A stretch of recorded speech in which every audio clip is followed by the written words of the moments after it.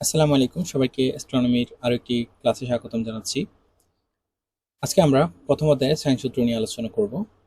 তো আমরা সাইন সূত্রটা জানি যে, অথবা প্রশ্ন এরকম হতে পারে যে গোলকের ত্রিভুজের সাইন সূত্র নিয়ে আলোচনা করো বা সাইন সূত্র ব্যাখ্যা করো, অথবা এরকম আসতে পারে যে প্রমাণ করো যে এবিসি গোলকের ত্রিভুজে sine A divide by sine A, sine B divide by sine B, sine C divide by sine C. এখানে হচ্ছে A B, capital A B C এগুলো হচ্ছে কোণ, আর এ বি সি এগুলো হচ্ছে চাপ। তো আমরা এটার ব্যাখ্যা জানবো যে কিভাবে এটা এসেছে। সো আমরা সবাই জানি যে sine square equal 1 - cos square, আর 1 - cos স্কোয়ারকে আমরা কি করব, সূত্রে সাজাবো। cos স্কোয়ার কিভাবে সূত্রে সাজাবো? আমরা এর আগে যে আমরা cos এর সূত্র, কোসাইন সূত্র জেনেছি, কোসাইন সূত্র থেকে যে কোসাইন সূত্রগুলো আমাদের কোনগুলো, এই যে আমাদের এগুলো হচ্ছে কোসাইন সূত্র, এই সূত্রটা আমরা ইউজ করেছি।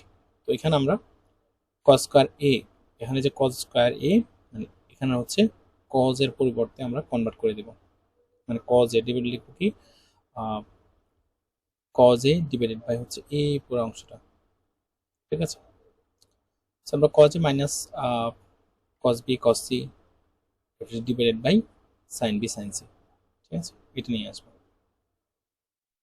দেখো আমরা এটা নিয়ে আসছি যে cos a minus cos b cos c divided by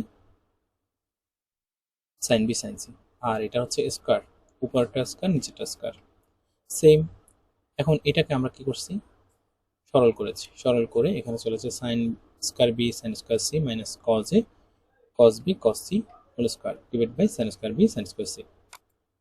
এখন এখানে কি করেছি আমরা, আবার যে sin স্কয়ার b সমান কত, 1 - cos স্কয়ার b, আবার sin স্কয়ার c হচ্ছে 1 - cos স্কয়ার c, আর এখানে বাকিটা যেভাবে ছিল এভাবে রয়ে গেছে, নিচেটাও sin square b sin square c রয়ে গেছে। এবার আসো, এখানে আমরা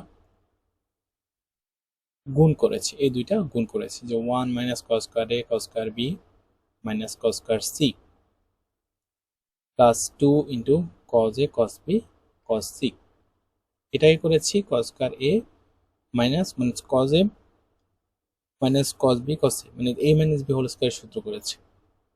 করার পরে আমাদের যোগ বিয়োগ করার পর এই লাইনটি আসবে, তাহলে এখানে কি আসছে, 1 - cos square a cos square b cos square c plus 2 cos a cos b cos c divide by sin square b sin square c। আশা করি এটা সরল করলে তোমরা এটাই পাবে। এরপর আসো, তাহলে এখানে কি, প্রথম আমরা sin স্কয়ার a বের করছি, sin a টা বের করব।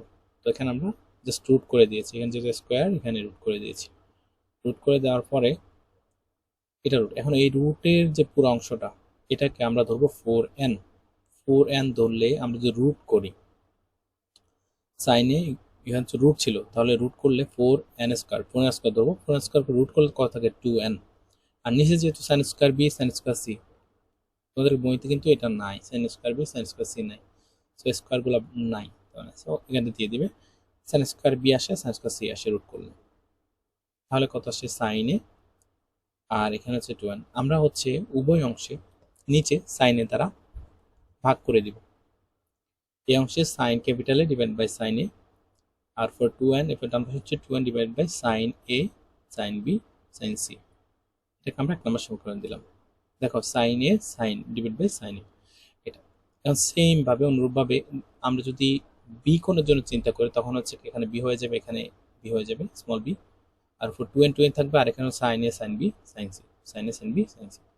ঠিক 3 নাম্বারও same, sin c capital C divide by sin c equal to for 2 এর নিচে sin a sin b sin c। দেখো এই তিনটে সমান, এইটা এইটা এটা সমান, তার মানে কি আমরা লিখতে পারি 1 2 3 হতে পাই যে sin a divide by sin a small a equal sin capital B divide by sin small b equal, এখানে হবে sin হবে cos হবে না, ঠিক আছে, এখানে একটু ভুল আছে, কারেকশন করে নিব।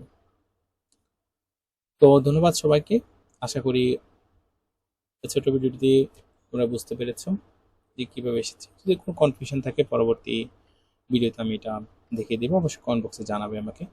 ধন্যবাদ সবাইকে, দেখা হবে পরবর্তী ভিডিওতে। আল্লাহ হাফিজ।